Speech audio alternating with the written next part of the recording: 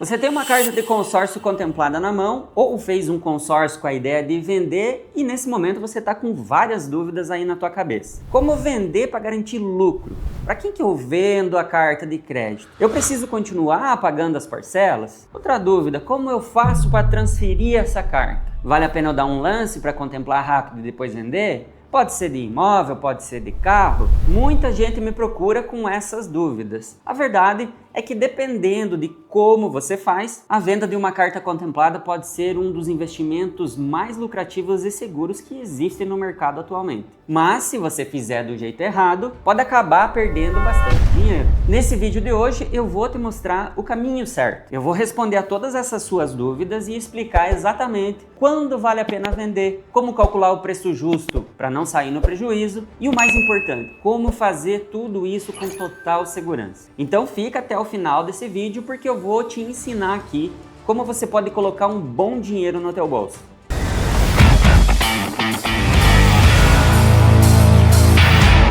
O primeiro ponto é, por que a sua carta contemplada vale ouro? Antes de mais nada, você precisa entender por que a sua carta contemplada é tão valiosa. Eu quero que você pense nela como um fast pass para o crédito. Quem compra a tua carta está, na verdade, comprando tempo. Imagine uma pessoa que comprou um imóvel na planta há 3 anos e agora chegou a hora da entrega das chaves. Aí ela foi lá no banco, tentou financiar e teve o financiamento reprovado. Essa pessoa é o perfil que compra uma carta contemplada de imóvel. Também tem aquelas pessoas que querem comprar um imóvel imediatamente e não querem fazer o financiamento porque acharam o valor, o custo dos juros cobrados muito alto. Agora imagine alguém que precisa comprar um carro para trabalhar e também teve o financiamento reprovado. Ou então, um empresário que precisa investir na própria empresa e quer um crédito mais em conta do que os modelos tradicionais, convencionais de crédito oferecem hoje. E tem ainda aqueles que não querem se planejar, simplesmente querem fazer um consórcio e não querem aguardar a contemplação por sorteio ou lance fixo. E também tem aqueles que não querem se planejar, ter que fazer um consórcio e ficar aguardando uma contemplação, seja por sorteio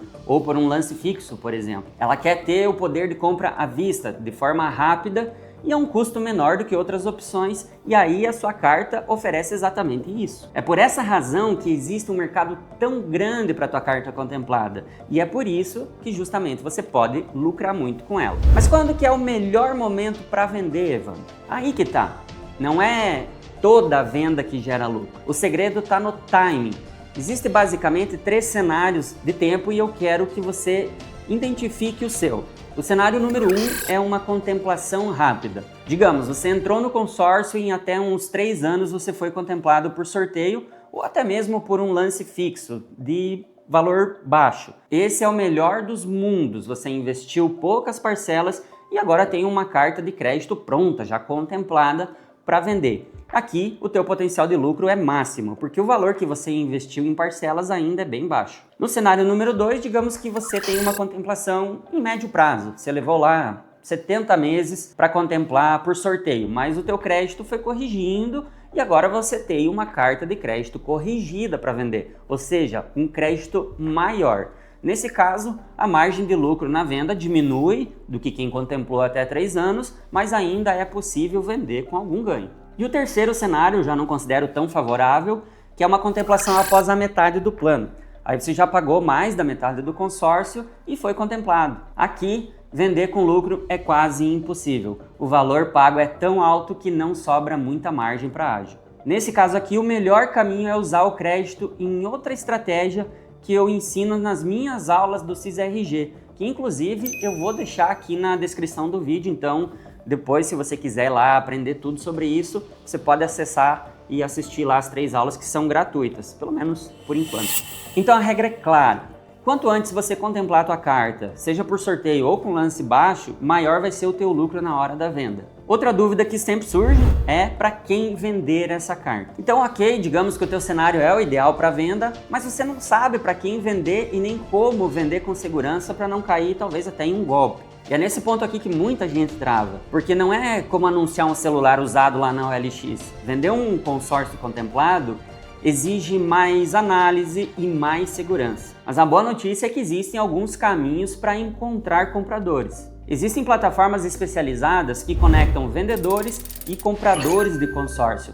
Essas plataformas funcionam como intermediadoras. Você publica sua cota, elas avaliam, oferecem um preço, você negocia e quando chegam em um acordo, elas cuidam de toda a burocracia junto à administradora. Mas aqui tem um detalhe importante que muita gente não entende. A administradora de consórcios não participa da negociação de preço.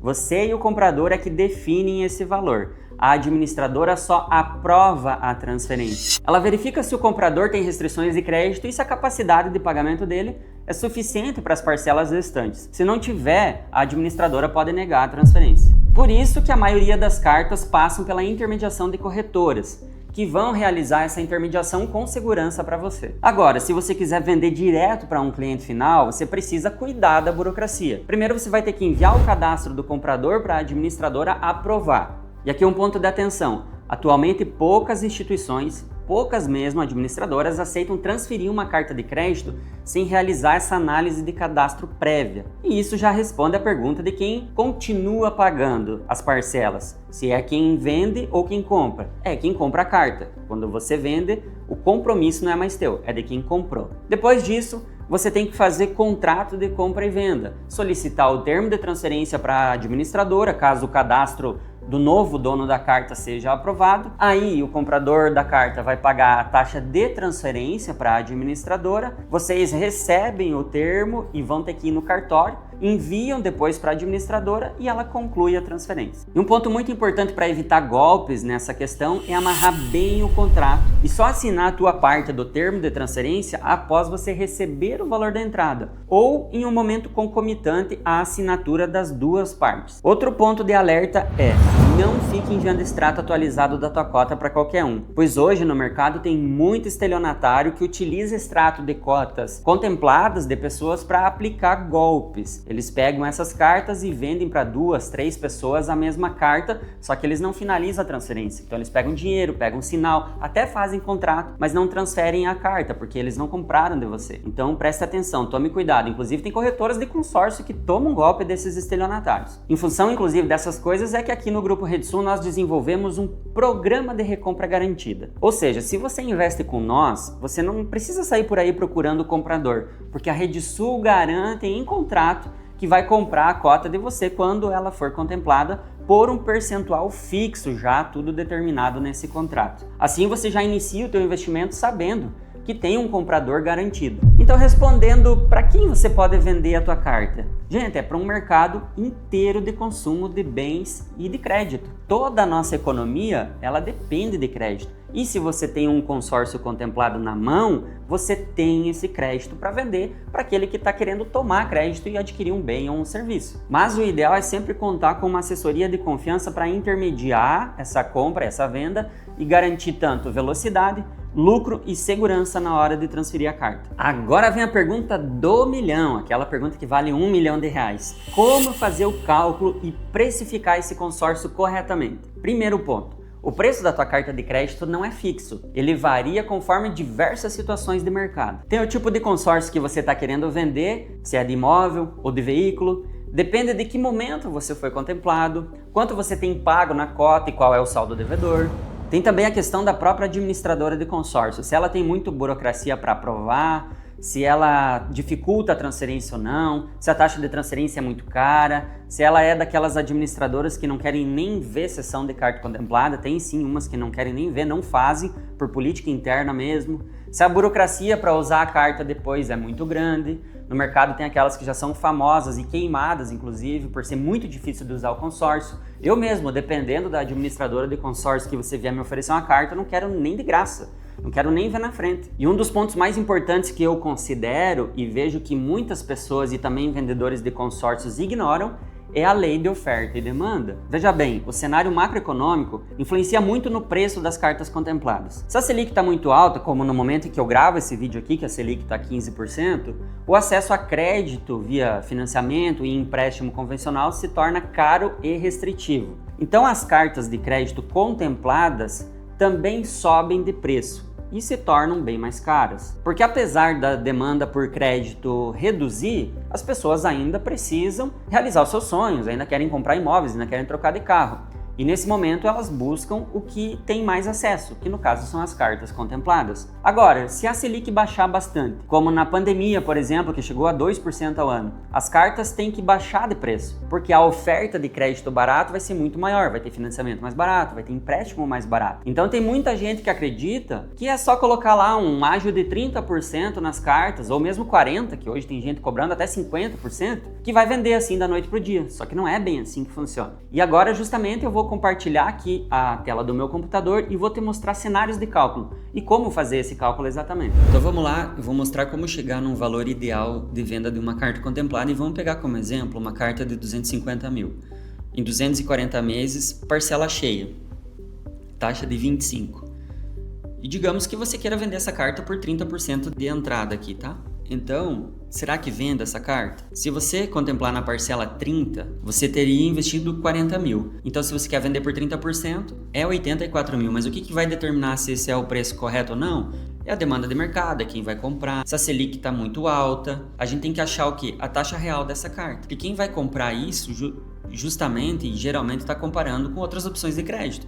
Eu quero fazer um capital de giro para minha empresa, eu já tenho um imóvel, vou pegar essa carta contemplada de imóvel, em vez de eu comprar um outro imóvel, eu vou jogar em cima de um imóvel que eu já tenho e vou pegar em dinheiro. Então, as opções que existem no mercado de capital de giro, ele vai comparar com a taxa real que fica essa carta. Se quer financiar um imóvel, a mesma coisa. Para financiar um imóvel de 280 mil, quanto eu tenho que dar de entrada? Geralmente é 20%, então já é menos do que esses 30% aqui. Mas aí como que fica o total? Quanto que eu vou pagar disso no total? É isso que as pessoas vão comparar, porque essa é a demanda de mercado. Então, vamos ver quanto que fica de taxa essa carta. 280, vou pegar um HP aqui, 280 mil. Só que veja, a pessoa não está financiando 280, ela teve que te dar uma entrada de 84 mil e pagou um ágio para você. Você tinha pagado 40, você está lucrando 44 mil. Ela vai financiar só 196 em 210 meses, que é o prazo que falta para terminar o consórcio. Quanto que ficou a parcela? 1.463. 1.463 de parcela. Isso dá uma taxa real de 0,4695. Gravem essa taxa. Se eu multiplicar isso por 12, daria 5,63 ao ano. Só que esse é o cálculo errado, gente, porque juros compostos não funcionam assim. Eu preciso achar a taxa equivalente e ela não é 5,63. É diferente a conta. Então vamos fazer aqui, 0,46 é a minha taxa no período 1 ao valor presente. 46,75. 4 casas decimais. Então, eu tenho essa taxa. Calculadora online é ruim por causa disso, tá, gente? Ela buga. Então, tenho paciência. Em um prazo de 1 ano, eu quero saber qual é a taxa equivalente. Então, é 1 na 12 e eu acho a taxa de 5,75. Viram? Não é 5,63, é 5,75.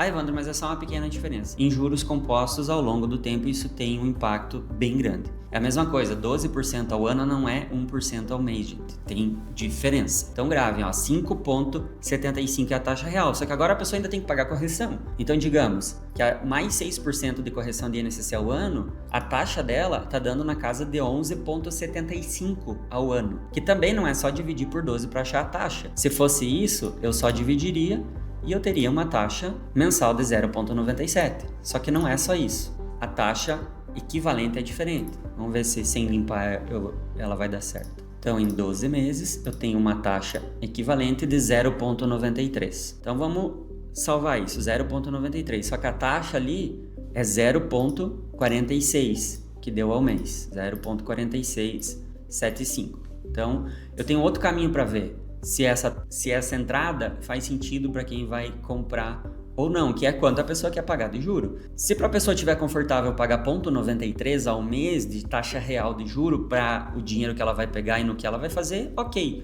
Se não, ela vai começar a procurar outras cartas, e aí pode ser que tenha cartas com entrada menor e que a taxa real fique menor e você tenha mais dificuldade de vender a tua carta. Então são essas contas que é preciso saber fazer. Mas digamos que você tem ali alguém que está intermediando para você e outro cliente, eu quero pagar no máximo 0,65 de taxa, ou a pessoa, assim, pra gente ver se bate os cálculos, eu quero pagar no máximo 0,46 de taxa real ao mês. Então, tu vai pegar essa taxa e aí você vai pegar a parcela, que é 1,463. Então, você tem essa prestação de 1,463 e você tem um prazo de 210 meses. Você tem que achar o teu valor presente, que é menos 196.